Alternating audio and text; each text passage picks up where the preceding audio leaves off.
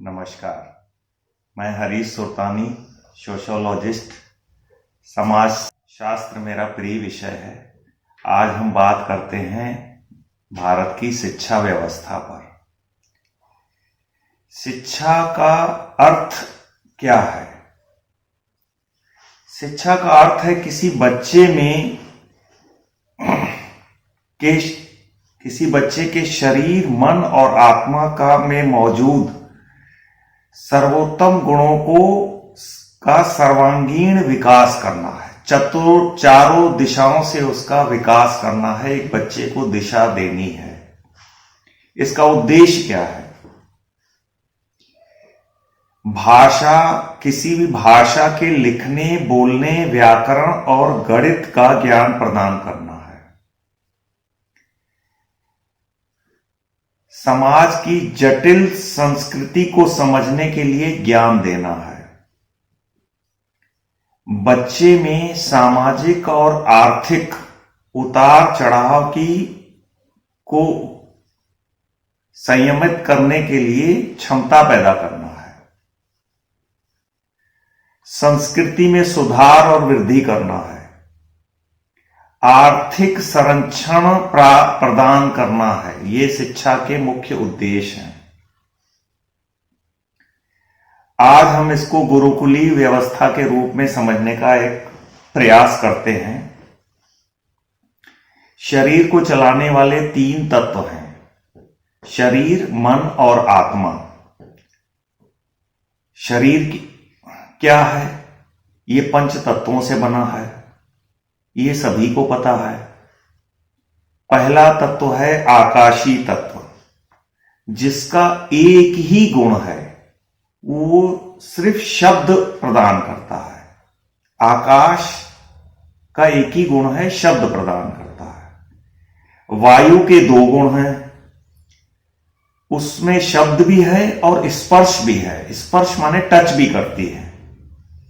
अग्नि के 3 गुण हैं, उसमें अग्नि में शब्द भी है, स्पर्श भी है और अग्नि का रूप भी है। वो दिखाई देती है, उसका एक शेप है।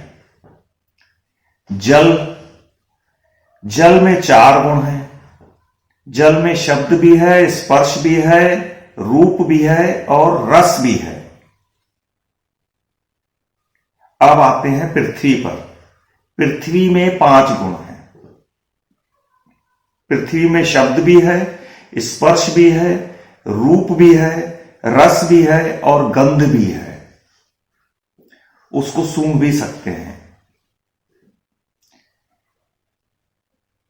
उल्लेखनीय बात यह है कि घर्षण के कारण जो तत्व क्रमशः उत्पन्न होते गए, उनमें से पहला तत्व दूसरे तत्व की तुलना में स्थूल है, माने वो भारी है।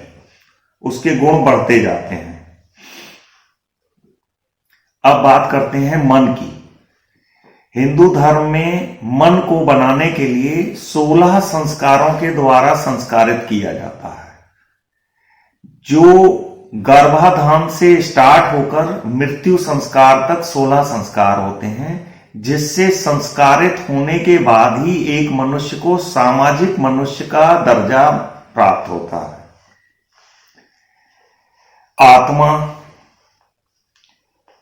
आत्मा की बारे में इस तरह से समझाया गया है कि आत्मा अजर है, अमर है, अविनाशी है। वो कभी खत्म नहीं हो सकती। आत्मा में न कोई रूप है आत्मा का, न उसमें कोई रस है, न उसमें कोई गंध है, सेंट भी नहीं है। ये अति सूक्ष्म है। इसको कोई शस्त्र काट नहीं सकते, इसको कोई वाण छेद नहीं सकता। यह एक ऊर्जा है या एक शब्द है या ओम रूप में है। ये खोज जारी है और ऐसी आशा की जाती है कि ये खोज जारी रहेगी।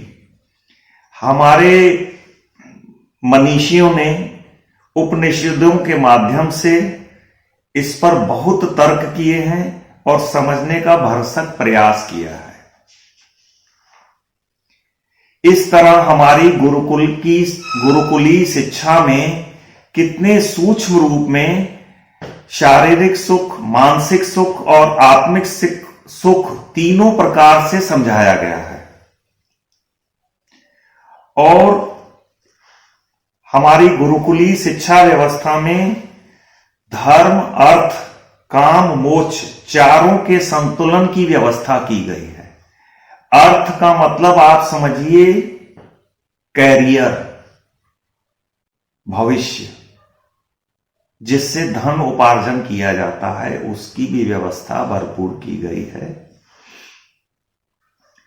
अब बात करते हैं कि ये हमारी गुरुकुली व्यवस्था जो इतनी सूक्ष्म रूप में हमें शिक्षा प्रदान करती थी, उसका स्थान इस आधुनिक शिक्षा ने कब और कैसे ग्रहण कर लिया, ये इस बारे में हमें समझने का प्रयास करना चाहिए।